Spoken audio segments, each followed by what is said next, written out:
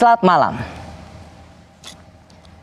Angelina Patricia Pinkan Sondah, seseorang yang dulu dikenal sebagai putri kecantikan, lalu melesat naik namanya masuk partai politik yaitu Partai Demokrat, dan kemudian berkibar namanya, tapi tak lama kemudian setelah itu ia tersangkut kasus mega korupsi proyek Hambalang.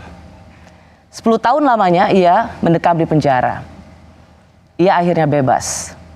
Dan malam hari ini saya bersama Angelina Sondah. Selamat malam, Angie. Selamat malam, Mbak Rosi. Kita buka masker, saya sendiri sudah antigen, begitu juga dengan Angie. Ya, betul. Angie, terima kasih sebelumnya sudah menerima tawaran saya untuk mewawancarai. It's my pleasure, dan sebenarnya saya yang merasa terapresiasi. It's my first TV show karena memerlukan kekuatan ya untuk tampil kembali di TV. Ini bukan hal yang mudah setelah 10 tahun yang dulunya dikejar-kejar, terus habis itu aku masuk, ada sedikit paranoid. Dan frankly speaking, ada seperti, ini gue mau disidang lagi nih, ya kan? Cuman dengan lampu yang banyak, it's really ada traumatized sedikit. Tapi I really appreciate, and then here I am. Terima kasih, Angie. Angie keluar kemarin setelah 10 tahun mendekam di penjara. Angie menangis, lalu kemudian Angie mengatakan, saya minta maaf. Dan jangan ulangi atau contoh kira-kira seperti itu yang Angie katakan apa yang saya lakukan. Ada yang mengapresiasi dengan mengatakan biasanya koruptor itu keluar dari tahanan, dada-dada, melambaikan tangan, dan tersenyum. Tapi Angie menangis dan minta maaf. Apa ini sungguh ketulusan? Yang pasti saya tidak ingin memulai babak kehidupan saya setelah bebas dari penjara dengan drama lagi. Insya Allah apa yang saya sampaikan murni dari hati saya, karena memang saya pernah salah. Dan saya menyadari bahwa 10 tahun yang saya jalanin itu, it's really kick off ke aku. I was a sinner. Aku pernah korupsi. Aku pernah memberikan anakku yang haram.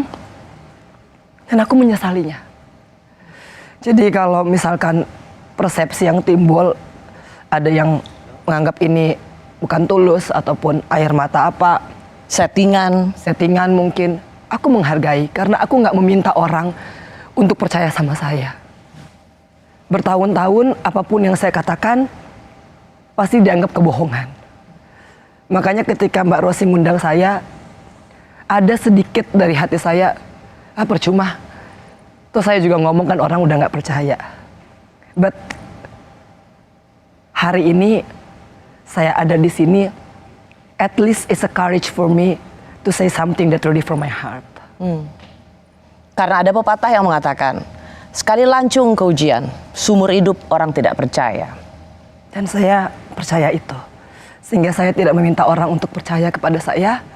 Saya hanya meminta orang untuk memberikan kepercayaan, kesempatan kedua untuk saya bisa diterima di masyarakat dan paling tidak beraktivitas seperti masyarakat biasa. Angie, saya termasuk orang yang marah padamu. Understood dan bisa diterima. Marah dan bisa langsung merasa benci banget gitu. Kita pernah sama-sama photoshoot bareng. Dan menurut saya dengan rekam jejak seorang putri kecantikan itu nggak gampang. Karena you got the look and you got the brain. Kamu nggak hanya cantik tapi kamu juga punya otak. Kamu masuk Partai Demokrat 2004, partai baru yang kemudian melejit di 2009 sebagai partai penguasa. Angie 2004 sebagai anggota dewan. Saya ingat waktu itu kamu masih aktivis lingkungan, giat dengan aktivitas menjaga orang utan, sesuatu yang membanggakan. 2009 saya lihat Anda berubah, apalagi menjadi anggota Banggar, dan kemudian bam, 2012 meledaklah kasus mega korupsi Hambalang, nama Angie disebut. Apakah semudah itu, sesingkat itu, mengubah seorang Angie, perempuan cantik, cerdas, menjadi seorang koruptor? Yang pertama, saya memaklumi kemarahan bukan dari Mbak Rosi saja. Banyak yang marah kepada saya, banyak yang benci, ilfil. Di situ, di penjara itulah saya menyadari bahwa it was my fault. Kalau Mbak Rosi tanya, apakah sebegitu cepat? Air ketika ditaruh kopi langsung berubah warnanya. Walaupun kopinya sebenarnya takarannya lebih sedikit daripada air itu sendiri. What I'm saying is, aku yang tidak mampu mengatakan tidak. And then I have to pay for that. Sometimes emang kita harus berani untuk mengatakan, saya nggak mau, saya nggak bisa. Dan ada situasi yang harus saya bilang bahwa nggak apa-apa, saya nggak jadi apa-apa. Yang penting saya tidak melakukan hal-hal yang mengecewakan. Tapi kan itu semua pemikiran, refleksi itu terjadi ketika saya sudah ada dalam penjara. And then, benar Mbak, aku salah. Gitu. Artinya, andaikan waktu itu saya berani, dan andaikan saat itu aku tidak terlalu masuk ke dalam lingkaran itu, main sama orang utan aja aku udah happy. Aku ke Kalimantan main segala macam di hutan, di air, and then it was my happiness gitu. Nah justru ketika aku dalam lingkungan yang aku pikir manusia, yang bisa memberikan aku nilai tambah, memberikan aku added value dalam hal yang positif, justru lingkungan itu yang bagi aku membawa aku ke dalam kehancuran. Mengapa begitu mudah bisa dapat uang sebagai anggota DPR, apalagi sebagai anggota Banggar waktu itu? Honestly speaking, yes. Semua orang yang kena kasus korupsi itu pasti ada hubungannya dengan anggota Banggar. Di mana semua penetapan anggaran ada di situ. Mudah untuk bernegosiasi. Orang akan mencari kita. Tapi aku nggak tahu ya kalau itu masih. Karena I'm talking Waktu itu? Waktu itu. Jadi jangan sampai ada presume yang mengatakan, oh ya aku mengatakan hari ini, mudah-mudahan hari ini aku berharapnya udah bersih. Tapi at my era, it was totally dirty. Pada waktu eramu itu benar-benar jorok sekali. Yes. Dan aku mengatakan ini bukan buat apa-apa. Because I really want, jangan ada lagi kayak saya. Apalagi perempuan, you know. Menanggung 10 years in jail alone. Itu nggak mudah. Jadi, why I was saying itu was dirty gitu kan. Karena my expectation setelah aku dihukum tinggi, yang dikatakan akan memberikan efek jerah, mudah-mudahan nggak ada lagi yang mau korupsi. It's really painful. I still hope gitu loh, bahwa di DPR sana itu sekarang udah bersih. Which is, aku nggak mau menghakimi, aku nggak mau menjudgment, karena all of my life ketika aku di penjara, aku terus dihakimi. So I never want to accuse, aku nggak mau juga untuk judging, it's only my hope. Mengapa itu cukup sulit untuk dipahami? Seorang Angelina Sondakh sungguh-sungguh merasa menyesal, minta maaf, dan kemudian merasa bersalah. Karena satu hal yang sangat paradoks di masa itu, ada iklan Demokrat, Angie, dan termasuk Anas Urbaningrum. Karena waktu itu Angie adalah wakil sekjen. Bintang iklan dengan mengatakan, katakan tidak pada korupsi. Tapi toh Angie ada dalam pusaran mega korupsi Hambalang. Tidakkah itu memalukan? Sangat, Mbak. Kalau ditanya, sangat memalukan. Makanya saya mengatakan di awal, saya tidak ingin memulai hidup saya setelah bebas dari penjara dengan drama lagi. Karena posisi saya, apapun yang saya katakan pasti dianggap sebagai ketidakbenaran. Dan saya hanya berharap mama, papa saya, dan anak saya percaya. Orang tidak mau percaya, it's fine. Karena pantas, Mbak, aku ini memalukan. Aku ini melakukan hal yang tidak harusnya ditiru. And it's really making me want to say sorry. Jadi aku keluar penjara, I really apologize. Actually, I shouldn't did it. Karena aku adalah mantan putri Indonesia. Banyak orang melihat aku.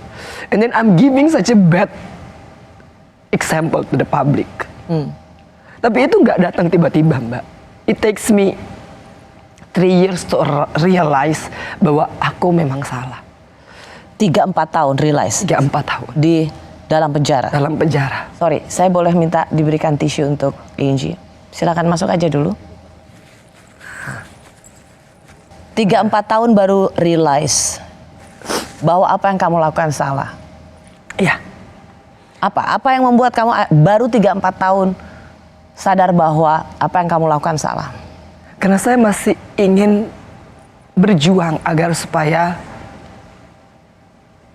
hakim, karena aku sedang mengadukan banding Kasasi dan sampai PK untuk percaya. Tapi toh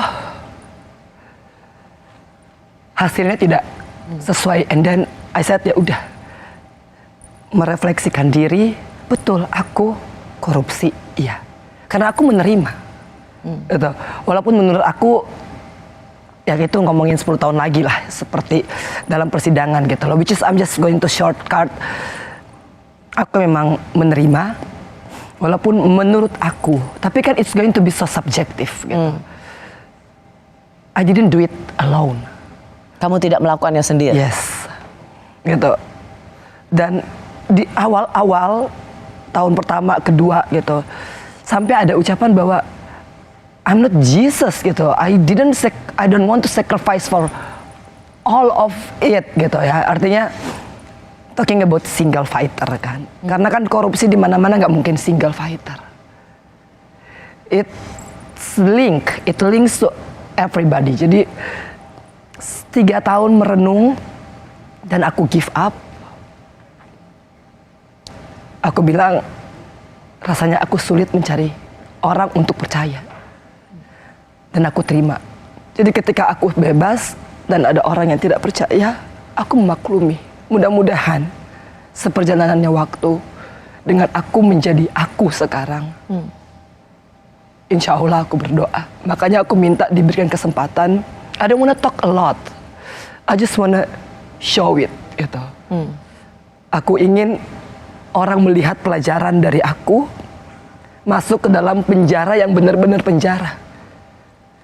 Penjara yang benar-benar penjara adalah ketika kita nggak punya power dan kita nggak punya duit.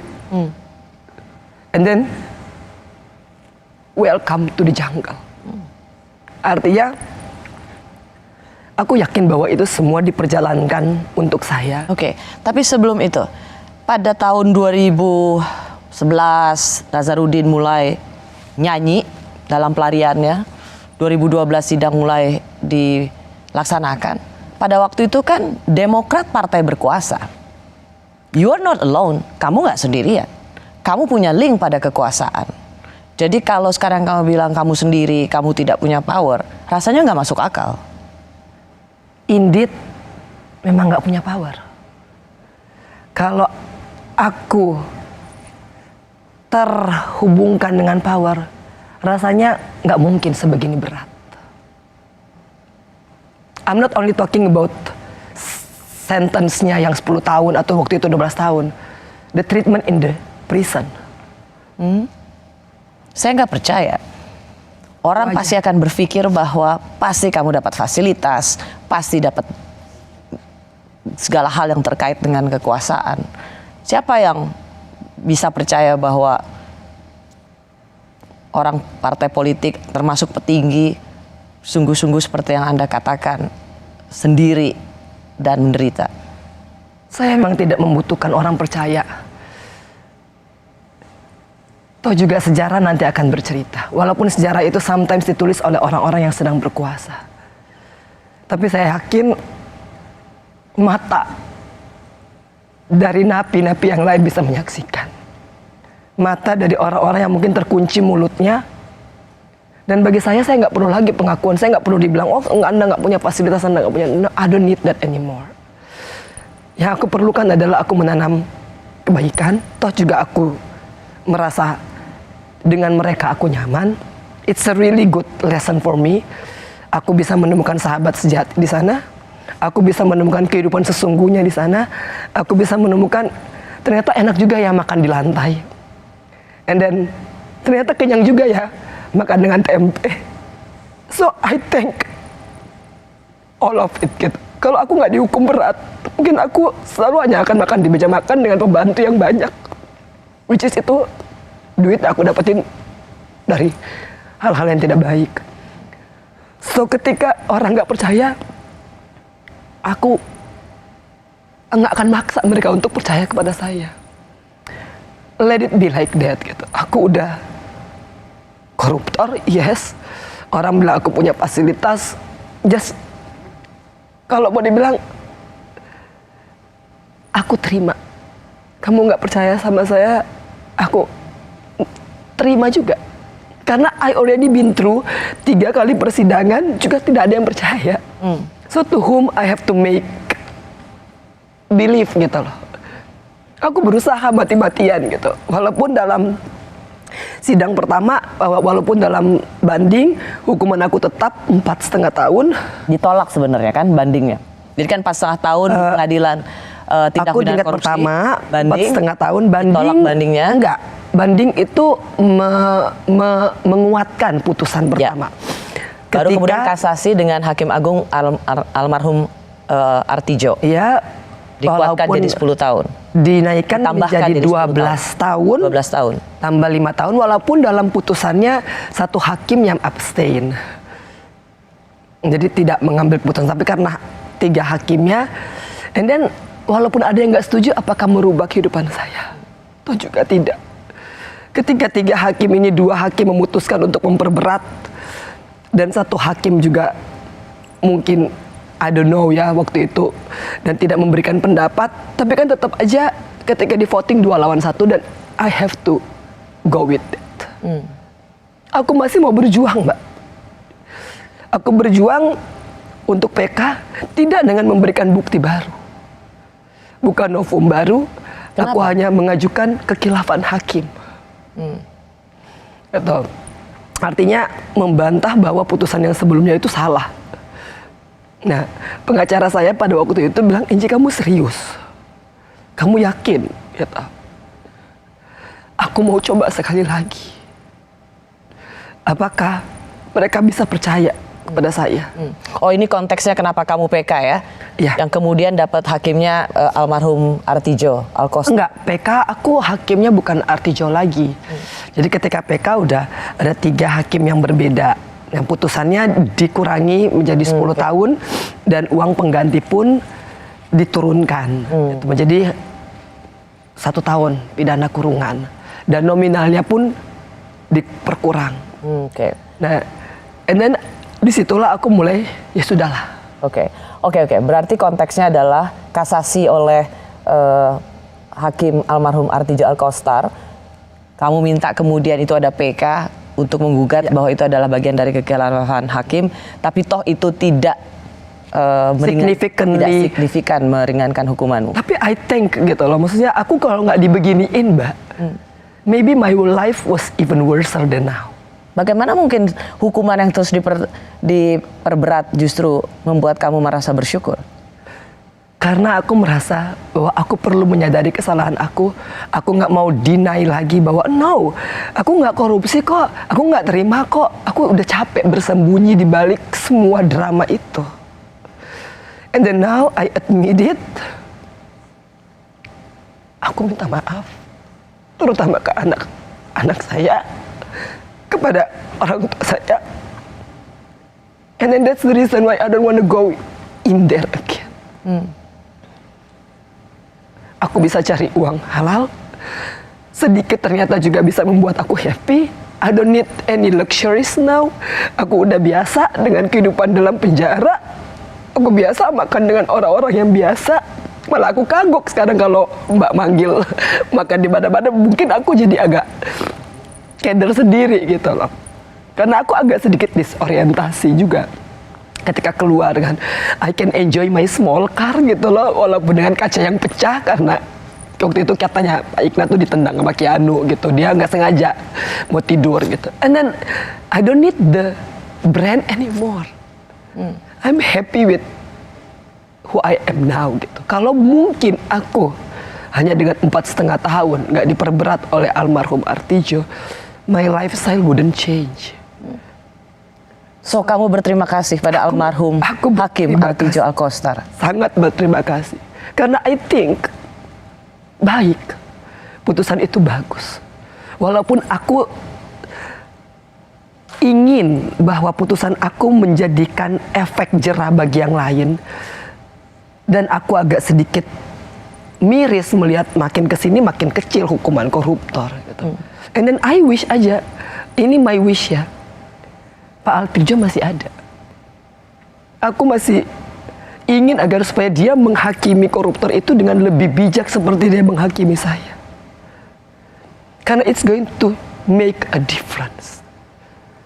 Kalau hukumannya kecil, you know, 3-4 years with the fasilitas, it's not going to change somebody gitu. Tapi me dengan hukuman yang begitu, ditambah dengan di penjara kayak begitu, it's a really blessing for me, Mbak. Dan aku rasa I really need to thank him. Kenapa Angie tidak mau jadi justice collaborator? Contoh misalnya Nasaruddin, hukumannya diperingan, bisa dapat dia menjadi justice collaborator, menyediakan diri sebagai itu, dan hukumannya diperingan. Kenapa Angie tidak melakukan itu? Saya mengajukan, Mbak. Kau ajukan juga? Ya. Apa yang terjadi? Ditolak. Ditolak karena? Mungkin bukan sesuatu yang baru. Dan bukan sesuatu yang baru itu karena memang tidak ada hal yang baru yang Angie ingin ungkapkan atau apa? Saya yang kembali saya ngomong tadi ke Mbak Rosi, apapun yang saya katakan kan tidak merupakan dianggap sebagai kebohongan. Jadi ketika saya menceritakan itu dianggap sebagai kebohongan, jadi saya ditolak. And then for me, saya udah nggak mau berusaha lagi. Karena saya yakin masih ada semesta yang akan menilai saya gitu. So, gimana sih prosesnya untuk kamu ngajukan jadi justice collaborator? Ya. Harusnya kan itu menjadi bagian untuk pengungkapan kasus ini. Betul. Dan penyebutan nama-nama lain yang ikut menikmati uang negara dari hasil korupsi.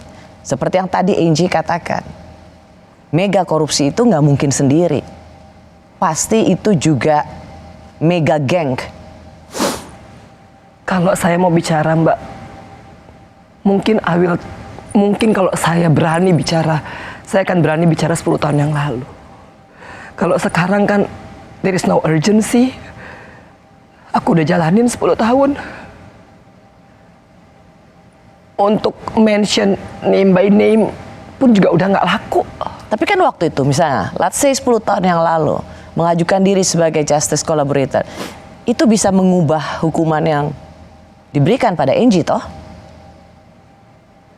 Sometimes aku berpikir, is it a real justice collaboration gitu. Karena aku nggak tahu justice, kebenaran apa lagi yang harus aku ungkapkan agar supaya aku disebut sebagai justice kolaborator.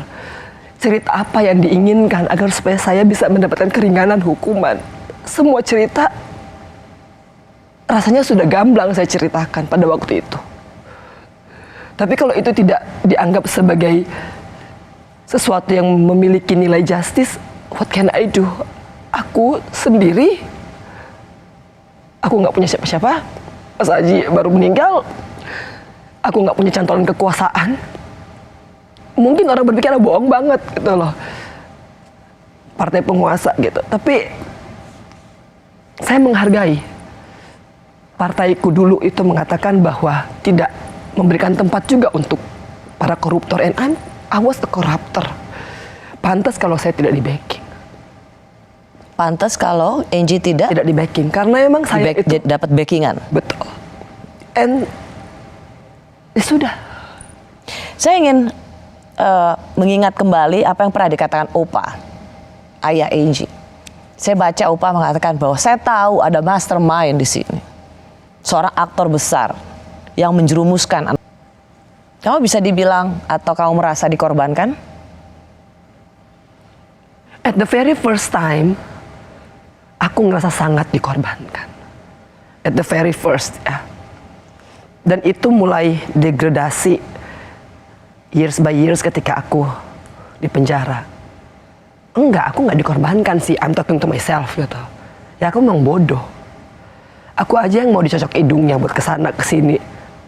So, actually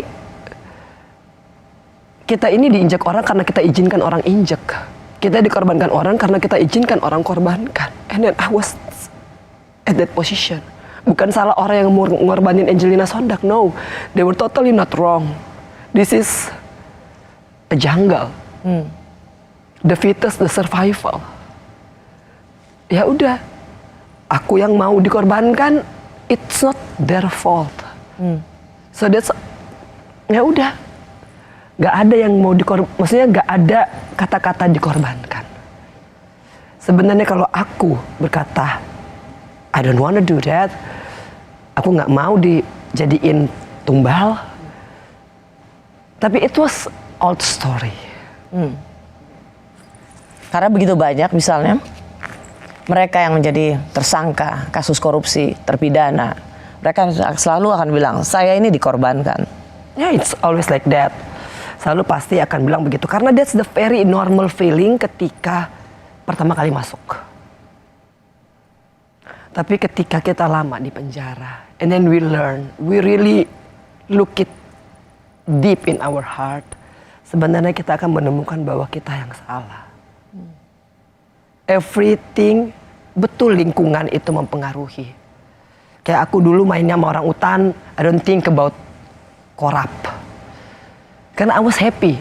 Tapi ketika aku dicemplungin di satu ekosistem yang kotor, aku nggak mampu bertahan sendiri. Karena ketika dalam satu ekosistem yang nilainya sudah dipatenkan, terus kita mau sok-sok bersih di situ, adanya kita juga bakal digeser. And then kita nggak punya pilihan selain Ikut atau lu tergeser. but you enjoy it. Kamu menikmatinya. I did.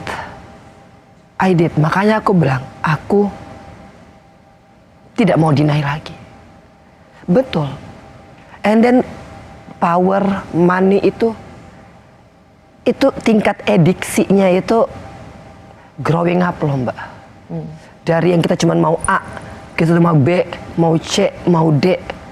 Dan I was there and I never want to go there again. Itu hanya fata morgana yang akhirnya ketika kita nyampe sana juga biasa-biasa aja. Oh kita pikir, oh ya gue kalau kekuasaannya banyak, duit saya banyak, and then I can have the whole world gitu mungkin. Indeed, no gitu. Kebahagiaan bisa ada di saat kita pun sedang dikucilkan. Experience itulah yang aku rasa. That's why I want to thank Pak Artijo, I want to thank all my jaksa gitu loh, for giving me such a heavy sentence. Makan orang mengcompare hukuman aku dengan yang lain gitu loh. And then I was saying, aku thanks God gitu. Aku alhamdulillah. Gitu. Karena mungkin ini yang membuat aku seperti begini sekarang. Angie akan selalu dikait-kaitkan dengan kasus korupsi. Seperti yang tadi saya bilang, sekali lancung ke ujian seumur hidup orang tidak percaya. Kemudian meskipun Angie memang sudah menerangkan, menjelaskan, saya tidak memaksa orang untuk percaya pada saya.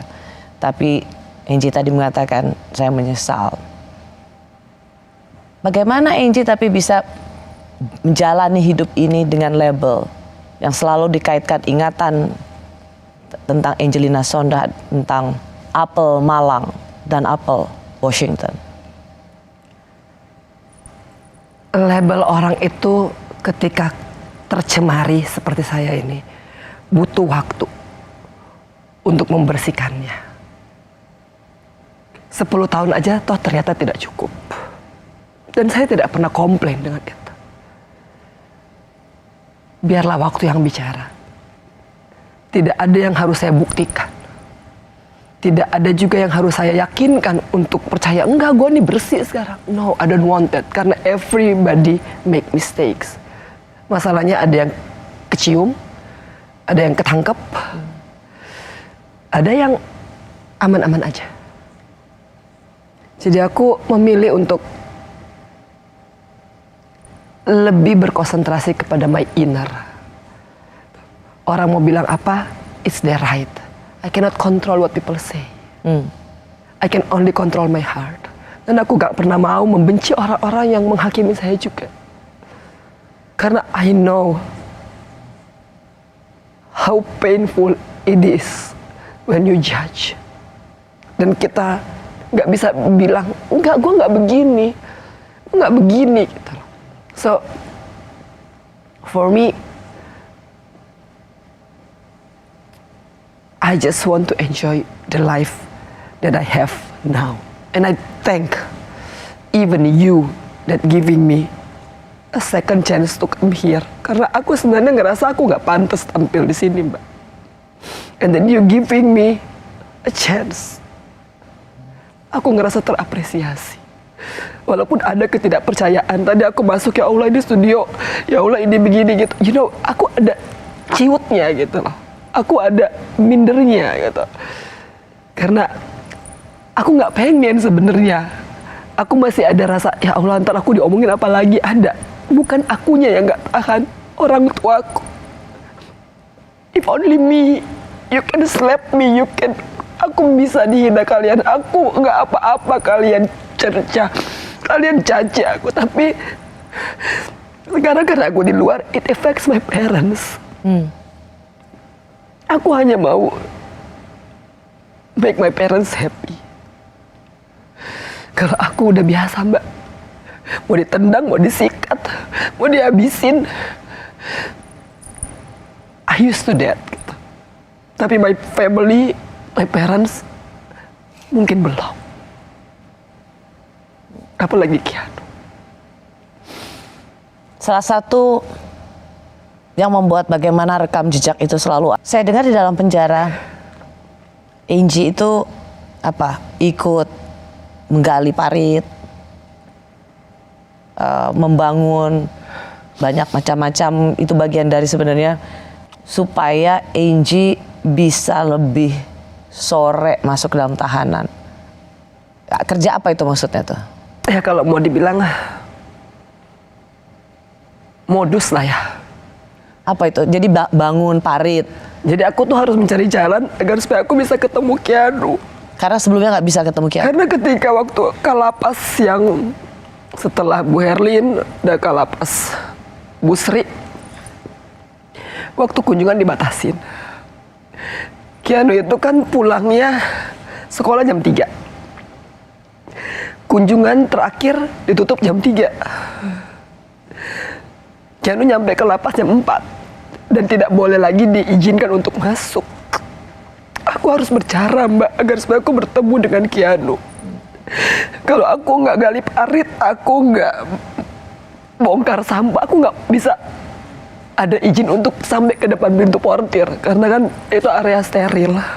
Walaupun aku tahu aku dicemooh, ya Allah gila ya main parit, main sampah di atas bak sampah aku joget-joget gitu kan, karena itu namanya tamping kebersihan, kita bisa paling nggak at least keluar sampai ke pintu. Dan aku hanya mau lihat Keanu aja. Terus aku bilang ke Bapak Ikra, ya udah pulang aja, yang penting Keanu udah lihat. Jadi aku harus bacul, it's only for me to see him gitu. Akhirnya aku fight, karena aku bilang kalian boleh hukum saya tapi jangan hukum anak saya. Alhamdulillah lah dengan Pak Menteri yang sekarang ini terus diberikan jadwal kunjungan anak. dari jam 4:30 sampai jam 4:30. Jadi I have to do things only to see my son. Karena Keanu pernah berantem. Jadi aku sedihnya ketika Keanu dilaporin katanya sama gurunya kan, ada surat bahwa Keanu mukul temennya.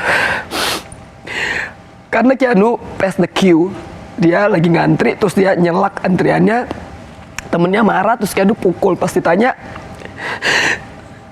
Keanu kamu kenapa begitu? Karena saya mau cepet-cepet lihat mami. Sementara terus dia datang, dia nggak bisa ketemu aku. You know, that really make me such a bad mother. Makanya aku cari jalan, aku main dengan sampah, aku main dengan kotoran, so I can go at least di depan pintu portir and I can see my son face gitu. Terus ketika aku juga akhirnya dapat izin keluar buat bersih-bersih, nyapu-nyapu, aku janjian sama Pak Ikna, jam 4 nih ibu keluar. Walaupun aku gak enak lihat Keanu tuh, ngeliat aku tuh lagi macul, lagi bersihin sampah, tapi I miss him gitu. Aku bilang sama Ikna, kamu jelasin ya, ini emang kerja bakti namanya. Nanti juga Keanu kalau di sekolah bakal begitu. Because I never want to show my sad face to Keanu. The moment dia datang ataupun the moment aku lihat Keanu, I really have to be happy. Jadi Ikna udah nungguin di depan. Terus paling aku cuma punya waktu 2 menit buat dada-dada gitu kan, or at least I can hug him gitu. Di situ aku kerja lagi, so kerjanya ngebersihin ya 1,5 jam, ketemunya cuma 2 menit. Ya udah, tapi that's the price that I have to pay. Makanya aku bilang, itu yang bikin aku at the very first beginning keluar penjara, aku minta maaf. Karena perbuatan aku ini nih bobrok, nggak bener, akhirnya anak aku tuh I have to pay, Mbak. Nggak gampang, Mbak. Keanu tuh dari sekolah 1 jam dulu dia harus ke lapas, terus dia balik lagi, you know. Dia mau sacrifice 2-3 jam untuk ketemu aku yang cuma kadang-kadang 5-10 menit. Kalau jam kunjungan apalagi. Waktu sebelum pandemi ini kan ceritanya setelah pandemi. Sebelum pandemi kan Keanu dari sekolah ke lapas itu mungkin sejam, baru kan dia harus ngambil kartu antrian dulu, nunggu dulu di depan sejam setengah. So actually he spent 2,5 jam dari sekolah sampai ke lapas, masuk aja untuk ketemu 30 menit, and then dia balik lagi ke rumah which is take 2 jam. Jadi 4 hours or 5 hours only to see aku tuh dalam setengah jam ataupun 1 jam. And I know dia tired. Jadi pulang-pulang dia tidur di mobil. It makes me such, aku bener-bener bukan ibu yang baik. Ya. But I'm trying to. Untuk Keanu, semua hati kita untuknya. Karena dia sebenarnya tidak salah. Aku. Me. Tapi dia juga harus ikut menanggung beban. Itu yang aku sesali. Dari seorang anak yang masih kecil. Dia harus ikut membayar apa yang dilakukan oleh ibunya. Aku ibunya, I wanna say sorry to Keanu gitu. Dan di situ titik baliknya aku menyadari bahwa what I did is such a crap gitu loh. Bener gak bener gitu. Padahal aku punya treasure, aku punya Keanu. It was my most treasure. Aku abaikan dia, aku sibuk kerja, ikut sini gitu lah. Akhirnya ngejeblosin aku ke penjara.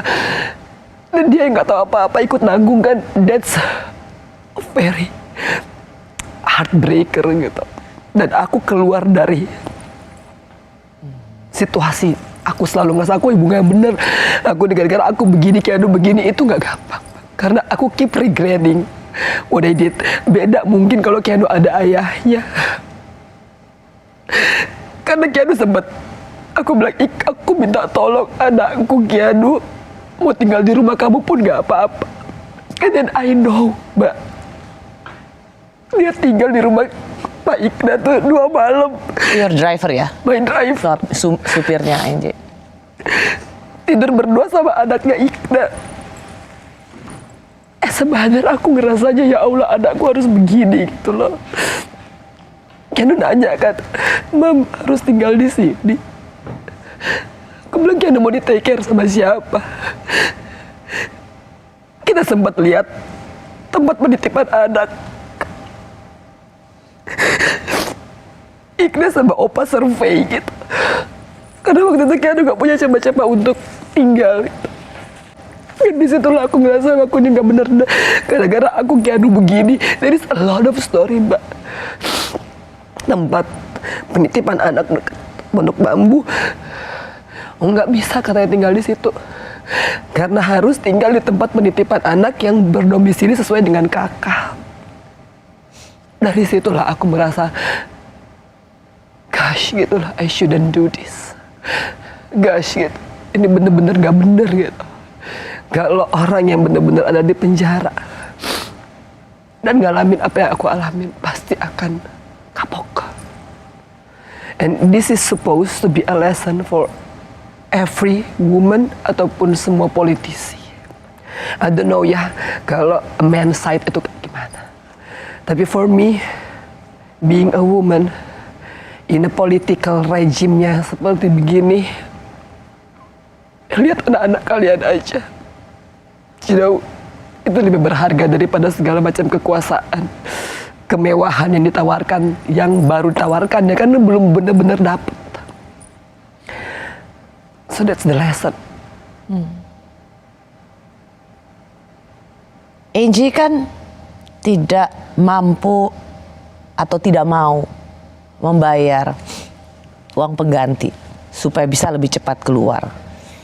Sehingga akhirnya itu kompensasinya adalah tetap burongan badan.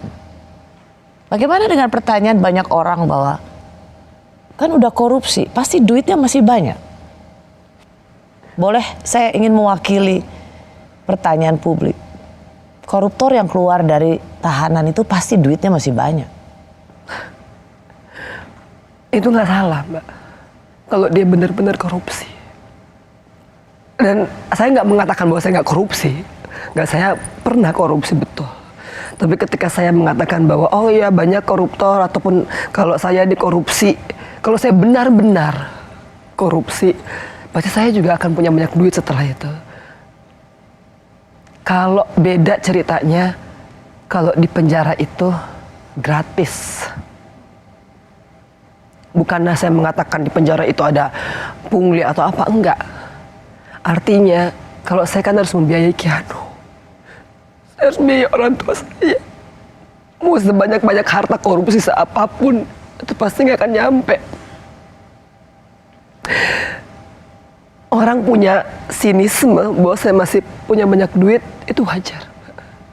Karena yang dipersangkakan kepada saya itu nominalnya gede.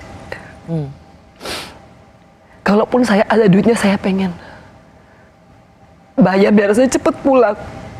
Tapi saya pernah bilang sama SPK saya, tolong bayarin uang pengganti karena saya nggak mau lebih lama di sini. 4 months, 4 bulan itu bagi saya tuh udah cukup lama terpisah dengan Keanu. Tapi lagi-lagi fate, Pak.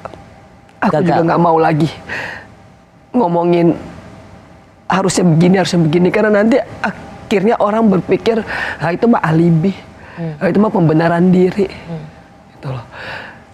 So kalau aku sekarang dibilang duitnya masih banyak, mudah-mudahan nanti kalau saya udah kerja, saya mau kerja apa aja kok. Saya udah bilang ke orang tua saya, kaki jadi kepala, kepala jadi kaki juga, itu it's okay. I'm willing to do everything asalkan halal. Saya sendiri sebenarnya orang yang juga masih skeptis seperti banyak orang lain. Tapi Angie hari ini bersama saya mengatakan bahwa ini adalah bagian dari ketulusan. Meskipun Angie juga tidak berharap orang mau percaya. Sekali lancung ke ujian, seumur hidup orang tidak percaya. Tapi kamu diberikan kesempatan saat ini dan hari-hari ke depannya. Apakah iming-iming untuk misalnya masuk ke dunia politik, kembali ke kehidupan semula, itu sebuah tawaran yang masih bisa dipertimbangkan demi hidup yang lebih baik, misalnya? Politik environment yang sehat itu rasanya agak sulit. Politik environment yang bisa mencetak orang-orang bersih. Saya belum menganalisa, cuman kan kesininya makin banyak juga yang korupsi. Malah dari berita di bulan Januari aja udah 3, 4. Kan for me berarti the environment, kalau environmentnya nggak berubah, orangnya rasanya akan sulit untuk berubah juga. Jadi keparnoan itu tuh masih ada di saya. Kecuali bisa digaranti it's perfectly clean. Mungkin kita benar-benar bisa menjadi politikus yang betul-betul membawakan nilai-nilai kenegaraan tanpa ada imbal balik dalam bentuk uang. Tapi kalau sekarang ini dengan pemberitaan korupsinya bukan hanya saja makin banyak, tapi sampai ke layer yang paling bawah. Jadi kau kapok masuk politik?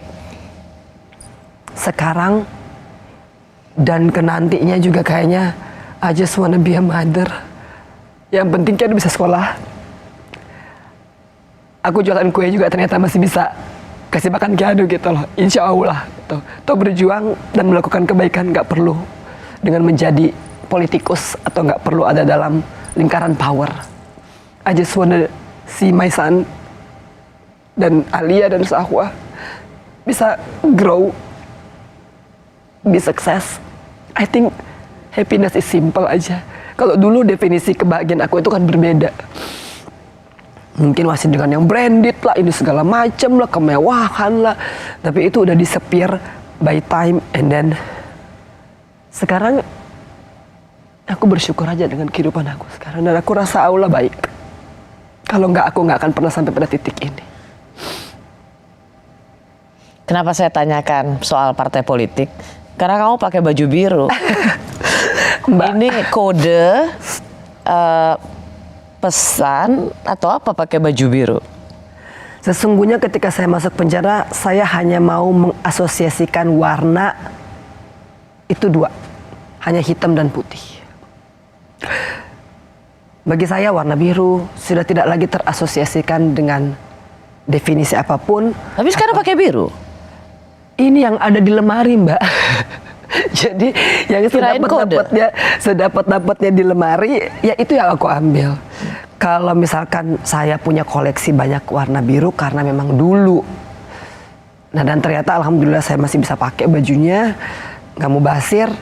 Ya udah Mbak Rosi yang ngundang saya bingung cari lemari bajunya warna apa gitu kan. Ya udah yang ketemunya ada ini, bahkan baju-baju saya yang dulu pun dengan emblem partai tertentu pun itu masih banyak. Karena saya baru bongkar rumah kan. Nah ya udah, tapi tidak mau lagi mengasosiasikan atau tidak lagi mau memberikan kode melalui warna, karena bagi saya tuh ya warna hanya hitam putih, Mbak.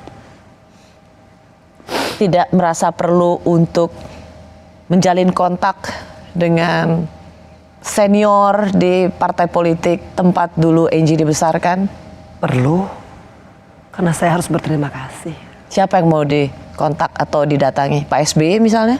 Boleh kalau beliau berkenan. Kan saya bukan siapa-siapa.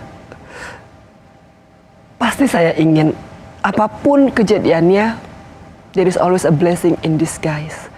Dan aku selalu learn a lot. Emang kalau kamu ketemu Pak SBY mau ngomong apa? Saya minta maaf, saya berterima kasih. Minta maaf karena apa? Berterima kasih karena apa? Karena saya sudah menjadi kader yang mungkin mencorengkan. Dan saya berterima kasih karena kejadian ini saya jadi belajar banyak. Walaupun di awalnya saya nggak bisa terima. Awalnya tidak bisa terima, tapi sekarang sudah bisa menerima. Sekarang saya ikhlaskan dan saya berdoa. Ya mudah-mudahan Pak SBY sekeluarga juga sehat. Saya masih belum bisa bertemu dengan almarhum Bu Ani. Saya juga mengirimkan Al-Fatihah buat beliau. Semoga diterima di sisi Allah Subhanahu wa Ta'ala dan mendapat ketenangan. Dia ampuni segala dosanya. Masa sih sebagai manusia biasa Angie nggak punya catatan nama-nama nih orang yang menjerumuskan saya ini, dan suatu saat nanti dalam waktu yang tepat saya akan bicara atau membalas. Saya punya, tapi bukan untuk membalas ataupun bukan untuk berbicara. Saya hanya ingin meyakinkan diri saya bahwa sesungguhnya semesta bekerja. Ketika saya merasa tidak berdaya, ternyata Allah, semesta dan alamnya tidak diam. Catatan itu hanya buat diri saya saja. Untuk memberikan keyakinan kepada diri saya bahwa Angie, walaupun kamu gak punya suami, kamu ditinggal meninggal kakak kamu, dan kamu sekarang harus mengurusi anak dan orang tua kamu, alam tidak akan meninggalkan kamu. Apalagi Allah. Angelina Patricia Pinkan Sonda, mengapa saya meminta wawancara ini? Adalah sebagai bagian sebenarnya dari, ya tadi saya kayak bilang, marah dan termasuk kecewa. Perempuan yang sesungguhnya bisa diandalkan, tapi kemudian menjadi contoh yang bisa buruk. Sejak awal hingga akhir, Angie tidak bisa menahan tangis. Saya ingin percaya bahwa tangisan ini adalah satu ketulusan dan penyesalan yang sungguh mendalam. Saya tahu Angie sudah menjalani ini semua sebagai bagian dari proses hukuman. Saya cuma mau titip satu pesan sih. Jangan lagi mengecewakan Opa dan Oma, Keanu, dan banyak orang di luar sana yang masih tetap percaya pada seorang Angelina Sonda. Jauh lah, Pak. I hope you are reborn. Amin ya Allah. Aku gak bisa bilang apa-apa, Pak. Karena bagi saya, Mbak Rosi dan Kompas sudah mau mengundang saya. I'm flattered. Aku nggak nyangka bahwa aku bisa ada di sini dengan label aku yang sebegitu negatifnya, dan aku malu sebenarnya untuk tampil. Terima kasih doanya. Terima kasih Angie. Terima kasih. Semoga jalan ke depan menjadi jalan yang lebih baik. Amin ya Allah. Don't let me down. Insya Allah, Mbak. You can have my words. Angelina Patricia Pinkan Sonda. Salam untuk Opa, Oma, dan ciumku untuk Keanu. Iya, makasih, Mbak. Thank you very much for inviting me here. Thank you. Terima kasih sudah menyaksikan Rosie bersama Angelina Sonda. Kita jumpa lagi minggu depan. Selamat malam.